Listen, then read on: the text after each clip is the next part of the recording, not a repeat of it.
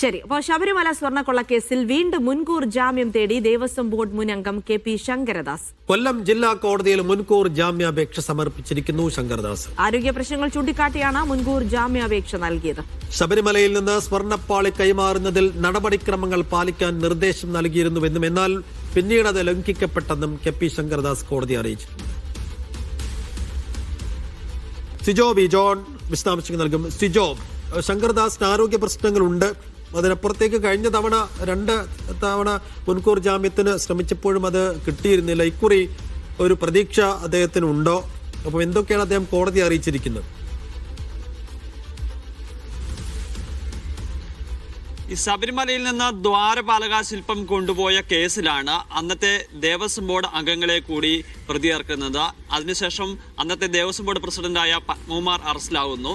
പിന്നീട് ഹൈക്കോടതിയാണ് ചോദിക്കുന്നത് ദേവസ്വം ബോർഡ് അംഗങ്ങളായ കെ.പി. ശങ്കർദാസിനെയും എൻ വിജയകുമാറിനെയും എന്തുകൊണ്ടാണ് പ്രതി ചേർക്കാത്തതെന്ന്. അതിനുശേഷമാണ് ഈ കെ.പി. ശങ്കർദാസ് മുൻകൂർ ജാമ്യാപേക്ഷയുമായി വിജിലൻസ് കോടതിയെ സമീപിക്കുകയായിരുന്നു. പക്ഷേ വിജിലൻസ് കോടതിക്ക് മുൻകൂർ ജാമ്യാപേക്ഷ പരിഗണിക്കാൻ സാധിക്കില്ല. കോടതിയിലല്ല മുൻകൂർ ജാമ്യാപേക്ഷ സമർപ്പിക്കേണ്ടത്. അതുകൊണ്ടാണ് കെ.പി. ശങ്കർദാസ് അവിടെ സമർപ്പിച്ചിരുന്ന മുൻകൂർ ജാമ്യാപേക്ഷ പിൻവലിക്കുന്നത്.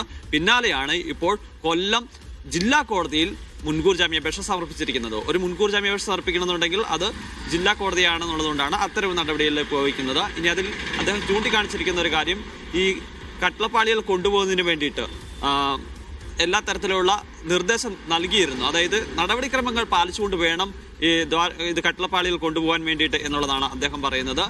പക്ഷേ ആ നടപടിക്രമങ്ങൾ കൃത്യമായി പാലിക്കപ്പെട്ടിട്ടില്ല എന്നുള്ള കാര്യം അദ്ദേഹം അതിൽ ചൂണ്ടിക്കാണിക്കുകയും ചെയ്യുന്നുണ്ട്.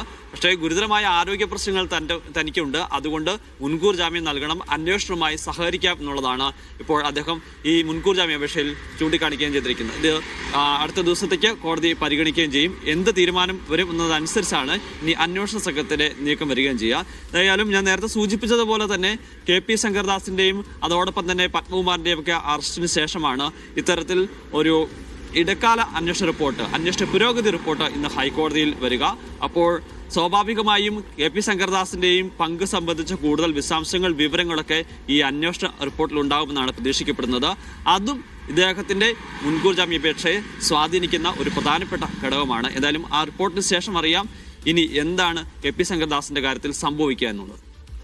ശരി, സിജോ ബി ജോണാണ് വിവരങ്ങൾ നൽകിയത്.